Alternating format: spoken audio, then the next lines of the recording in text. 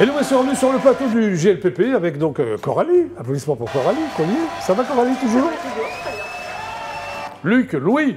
Applaudissements pour Luc, Louis. Et Farid, Galaxy.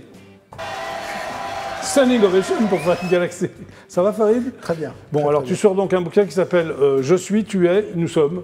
La France. La France. Ouais, Voilà. sorti en avril Bon. dernier. Voilà. Bon, alors avant de parler de ton bouquin, on va parler un peu de ton parcours aussi, parce que tu as un parcours relativement atypique. Ouais, allons-y. Hein, oui, hein, comme on dit. Allons-y. Alors, tu es né à Argenteuil. Voilà, C'est ça, Argenteuil. Ouais. Argenteuil, une ville de la banlieue parisienne, on va dire. Oui. C'est ça, voilà. Tu es donc, t'as été où tu es animateur télé, Ouais, radio ouais. et professeur de judo. Tu as été professeur Ouais, de alors, judo? J'ai été professeur de judo. J'ai commencé le judo comme beaucoup d'enfants. Oui. Après, j'ai passé ma ceinture noire. J'ai été professeur pendant Donc tu es ceinture noire. Ouais, ceinture noire. Donc on a intérêt à faire gaffe comme avec toi. Faut pas trop te titiller, quoi. Non, parce que le judo, tu sais, c'est un sport qui est Oui. paisible, qui est, tu vois, Oui. c'est pas agressif, c'est pas. Ouais, donc tu restes, voilà. Oui. Voilà, on est bien, on est. D'accord. Alors, l'envie d'écrire te démange dès l'adolescence, c'est-à-dire? Ouais, bah comme j'ai envie de dire peut-être comme beaucoup, en fin de compte, à l'adolescence, on prend un stylo puis on écrit.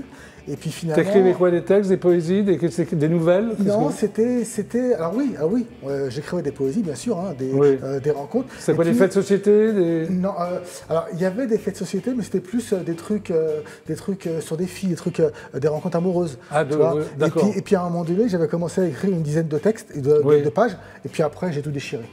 Pourquoi? Je me suis dit à quoi ça Un sert. autodafé, finalement. tu as tout brûlé. Ouais, ouais. Et puis après, oui, après à 18 ans, j'ai commencé à écrire les premiers D'accord. textes de rap, de slam, qui Ok. relatent effectivement des faits de société. Alors, tu œuvres auprès de jeunes de quartier, de ton quartier Argenteuil, Ouais. hein, et tu réalises aussi des projets autour du sport. Voilà. Quel genre de projet? J'ai développé en fin de compte au niveau des jeunes des quartiers des projets autour du théâtre. La danse aussi, j'ai vu, Ouais, du de cinéma. la danse, du hip-hop, du cinéma. Alors, en ça fait, consistait en quoi? c'était un petit peu les centres de quartier où on accueillait les jeunes qui venaient dans la structure Oui. et on essayait de les intéresser et de faire en sorte qu'ils soient acteurs et non consommateurs. Très bien. Donc voilà, on Ah faisait oui. du théâtre, du sport, on faisait de... Tu deviens DJ aussi? J'ai Par été DJ, passion, voilà.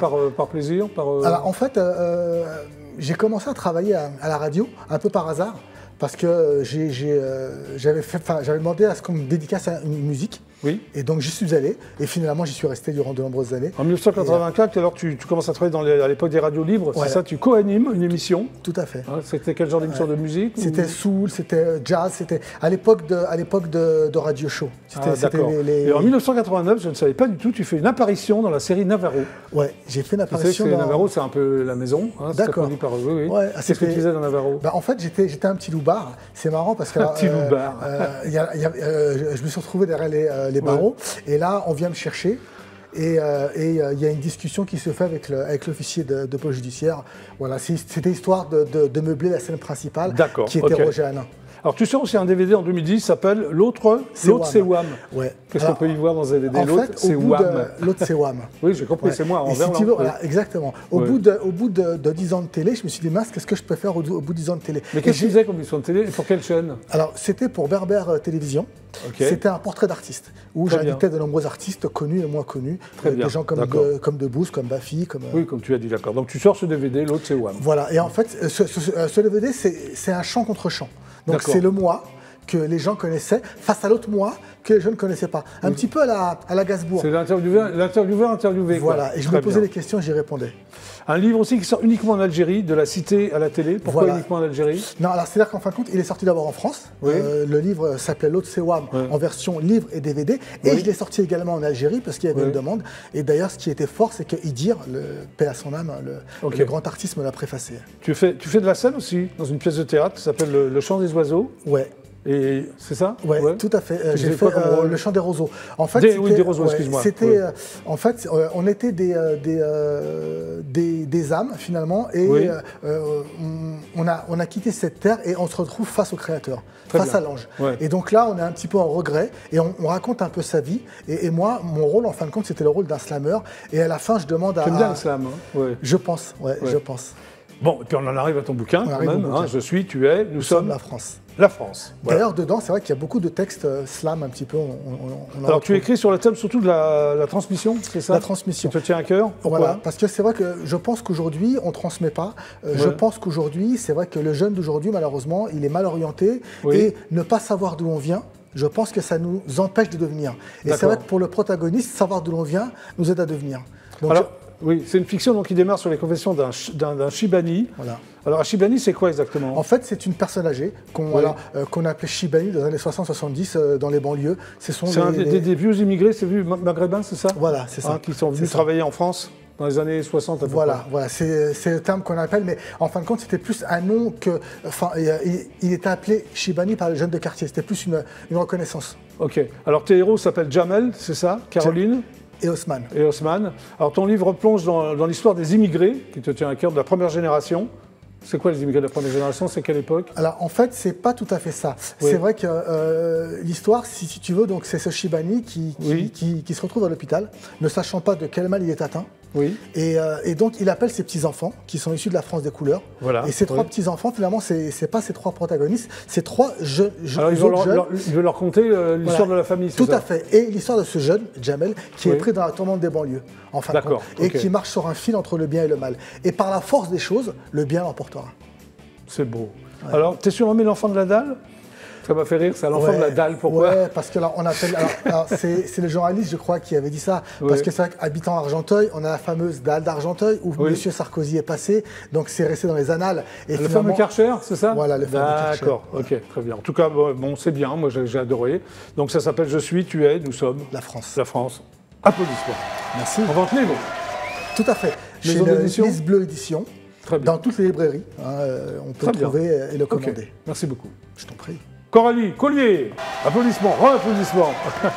Ça s'appelle donc Les 12 travaux mythiquement merveilleux de Pernille, C'est ça. sorti chez Édition Sud-Ouest. Édition Sud-Ouest. Oui. Alors, Avec un toi- lancement de collection d'ailleurs. C'est la collection Feel So Good. C'est le premier de la collection chez Sud-Ouest qui sera suivi d'autres romans, d'autres auteurs là, tout au long de l'année. oui. Mais du coup, c'est le lancement de la collection chez Sud-Ouest. Alors tu as été où tu as été, on va dire, comédienne, Mhm. hein, entre autres dans Les Mystères de l'amour. Oui, tout à fait. Alors après avoir appris en 2008 que tu étais atteint d'une maladie inflammatoire, c'est ça? C'est ça. Quel genre de maladie? La spondylarthrite ankylosante. Oui. C'est un nom barbare. Hein. Oui, c'est un nom barbare. C'est une maladie qui touche les articulations, auto-immune, donc il y a de l'inflammation et donc ça fait créer des douleurs et de l'ankylose en fait. D'accord. Donc tu te reconvertis car tu peux plus jouer dans la... Enfin, je parle des Mystères de l'amour, mais dans n'importe quelle autre série. Tu te reconvertis et tu deviens sophrologue, c'est ça? Oui. Certifié en maison de santé. C'est ça. Alors en fait, ce qui s'est passé, c'est que j'ai tourné jusqu'en 2012 dans les Mystères de l'amour. Et puis Oui. après, effectivement, la spondylarthrite était devenue trop présente, donc m'a obligée à Oui. partir. Il s'en est suivi quelques années assez compliquées avec la maladie. Et puis après, j'ai eu envie effectivement de me reconvertir. Oui. Sophrologue. Et parce que pourquoi sophrologue? T'as hésité?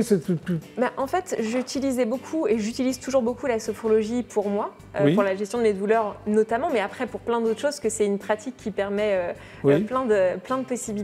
Et j'ai eu envie d'apprendre les clés pour les offrir à d'autres. Et c'est pour ça que je me suis formée à la Tout à ton sophrologie. honneur. Merci. Oui.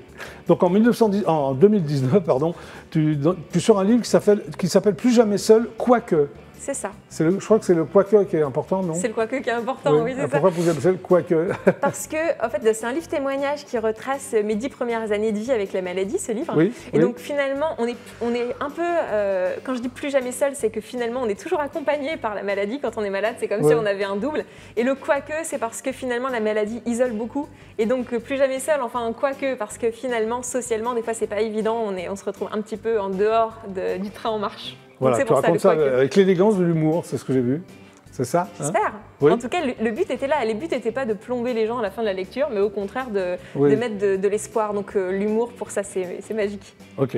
Alors tu as démarré dans un centre de formation de Richard Cross, c'est ça? Oui, Où tu as appris à chanter? oui, quand j'étais au début de... Tu voulais faire chanteuse ou comédienne au début? Ah, moi, là-bas, c'était la musique. Oui. Et d'ailleurs, je suis rentrée dans les Mystères de l'amour avec la musique, puisque j'avais fait une émission que tu présentais. C'était Oui, vous avez du talent. Oui, je me souviens très C'est bien. ça. Et c'est suite à cette émission où après, j'avais eu des entretiens avec Jean-Luc, etc. Donc pour c'est la grâce série, à moi, mais- si je me permets, Mais tout à fait. que tu as joué dans Les Mystères de l'amour. Mais c'est la première fois que j'ai mis Non, les pieds ici, j'exagère, c'était mais- pour ton émission. Oui, c'est vrai. Ouais, tout à fait. Tu as fait les cours Florent aussi. Aussi, oui. Ok.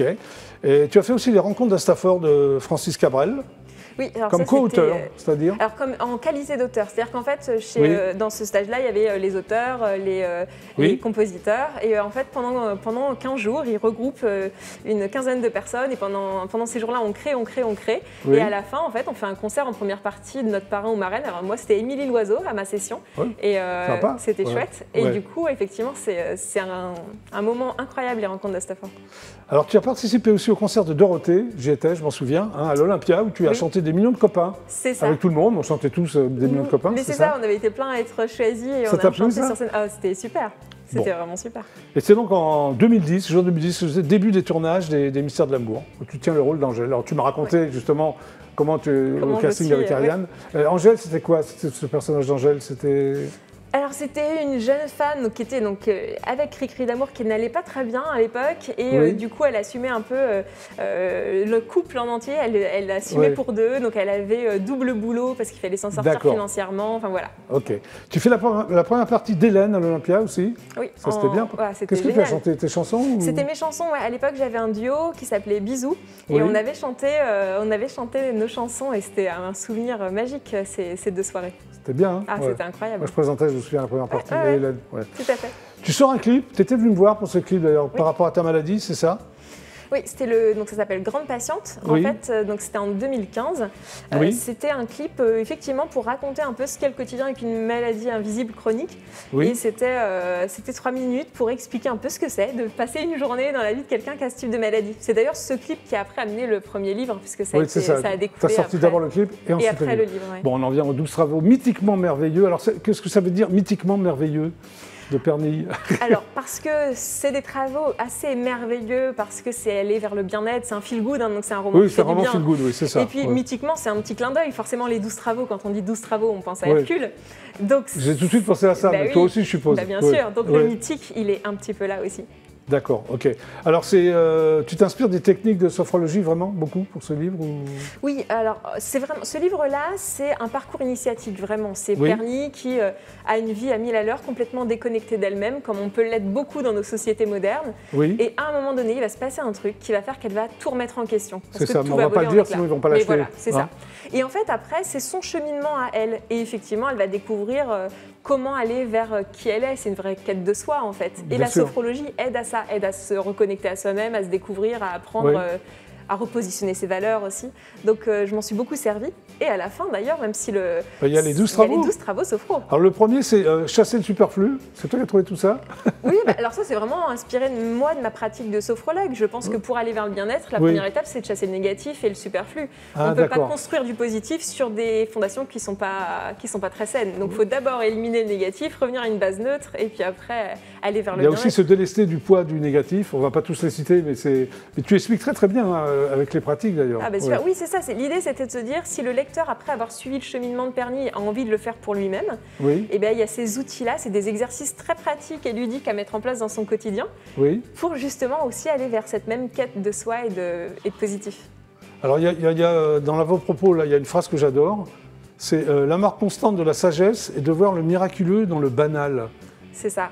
C'est Ralph Waldo Emerson, je trouve ça superbe et finalement c'est vraiment pour moi ce qui représentait ce que j'ai voulu transmettre avec ce livre, c'est il faut arrêter de voir que l'incroyable. Pourquoi l'incroyable serait toujours plus. Je pense que le plus merveilleux dans la vie, c'est les choses simples et on oublie des fois de s'en rappeler. Alors Pernille, ce personnage, comment tu la vois Pernille? Comment tu l'as trouvé dans ta tête? Comment tu l'as créé? C'est toi qui l'as créé ce personnage. Oui, c'est ça. Pernille, pour moi, c'est le reflet de nos sociétés vraiment modernes où tout va trop vite, où on court après le temps, la gloire, la lumière, l'argent, enfin on court toujours après quelque chose. Et puis dans cette course-là, on s'oublie complètement. Donc Pernille, au début du livre, c'est ça, c'est complètement ce que moi j'observe par rapport à nos sociétés modernes, à qui j'ai envie de dire, allez, on va se calmer, on va ralentir, on va regarder peut-être les choses avec du recul. C'est ça. Et puis peut-être se faire un petit pas de côté pour voir les choses autrement. Et donc Pernille, du coup, dans ce livre, je lui fais avoir ce petit pas de côté parce qu'elle découvre les choses autrement. En fait, elle réfléchit. Enfin, elle fonce, mais elle est fonceuse et à la fois elle réfléchit. C'est ça, c'est cette dualité en fait. C'est un peu toi ou c'est pas du tout toi, Pernille? C'est pas moi, mais je pense que quand on écrit, on met toujours une petite part de soi, même si c'est inconscient, évidemment. C'est ça. Donc, mais Pernille est Pernille, et moi, je suis moi. Voilà. Bien sûr, Coralie. Alors, est-ce qu'il y aura une suite? Une suite à ce livre-là, non. La boucle est assez bouclée à la fin. Hein, oui, je pense, oui, c'est ça, voilà. C'est pour ça. Mais est-ce qu'il y aura une suite, il y aura un autre roman Oui, j'espère. Est-ce que tu as déjà l'idée de ce roman dans la tête? Plus qu'une idée même. C'est des très idées, j'en ai plein dans les carnets, mais sur la suite, j'ai déjà bien commencé. Tu as déjà bien commencé. Et le métier de comédienne, pour toi, c'est fini? Tu ne pourras plus jamais... Dans la vie, je dis jamais, jamais. On ne sait pas. C'est pas du tout à l'ordre du jour. C'est pas dans mes projets, mais la vie, on ne sait jamais de quoi elle est faite. Donc, je ne mettrai jamais de porte à quoi que ce soit. Pareil. Je me fais toujours plaisir à faire. Est-ce que tu écris des chansons même si tu ne les chantes pas? Oui, toujours. Pour les autres ou pour toi, et tu les gardes dans ton... Comment ça se passe? Un peu les deux. D'accord. J'ai des amis pour qui j'écris des textes, et puis après j'en ai aussi plein les tiroirs parce que j'aime écrire même si c'est juste pour moi. D'accord, ok. Ouais. Merci Coralie, on applaudit Coralie. Hein? Très intéressant. Très bien. Bon, on va se quitter en musique avec un duo marseillais, hein, les Punkin' Father. Vous êtes d'accord? On y va, c'est un peu pop rock, moi j'aime bien. On y va, c'est parti.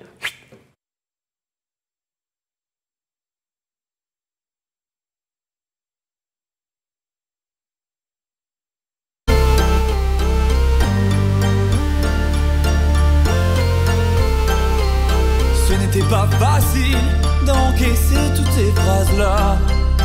Pour une question de style, pourquoi s'arrêter sur ça? Juger, être jugé, l'être humain s'est égaré, je crois. Ce n'était pas difficile de se sentir inutile. Jamais en cohésion avec le monde, les parents.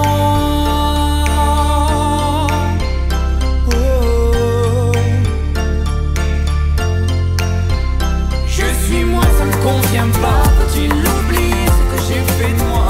Je veux chanter depuis que je suis né, te provoquer sans faire respect. Je suis moi, pas toi, mais moi. Y'a pas de quartier, chacun pour soi. Je suis moi, pas toi, mais moi. Se demandez-vous jamais de nous?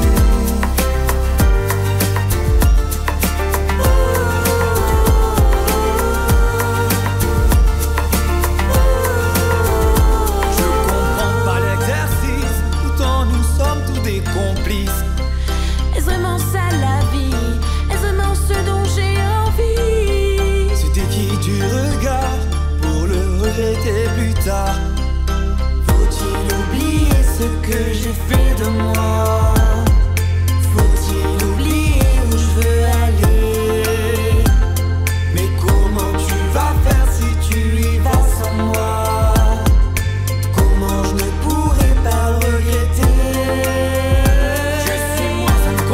Pas, faut-il oublier ce que j'ai fait de moi? Je veux chanter depuis que je suis né, te provoquer sans faire respect. Je suis moi, pas toi, mais moi. Y'a pas de quartier, chacun pour soi.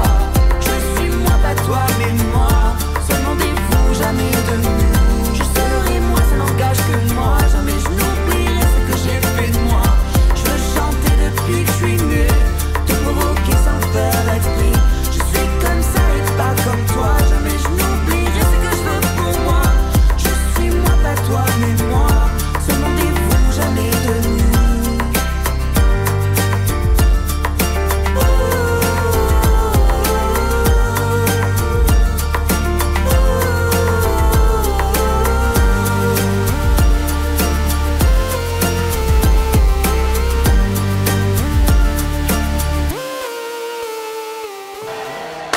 Les Punkin' Father pour le GLPP, sympa, hein? Eh bien, le GLPP, c'est terminé pour aujourd'hui. Merci d'être passé par l'émission. Farid Galaxy, applaudissements. Merci de m'avoir accueilli. Mais je t'en prie. Ton livre s'appelle donc Je suis, tu es, nous sommes la France. On te reverra, tu referas des émissions de télé ou de radio? Ouais, j'ai des projets pour la télé, de la radio, des projets aussi pour des textes slam que je suis en train de mettre en musique. Voilà, très bien, merci. Luc, Louis, applaudissements, chanteur, producteur, arrangeur. Donc ton album, on peut le trouver où? Sur toutes les plateformes? Alors il est sur toutes les plateformes de téléchargement et si on veut voir les choses qui vont à venir, soit on tape Luc Louis sur les on tape Luc, c'est bon quoi. Ou alors Samedi Toulon. Voilà, très bien, merci. Coralie Collier, applaudissements. Les 12 travaux mythiquement merveilleux de Pernille. Voilà.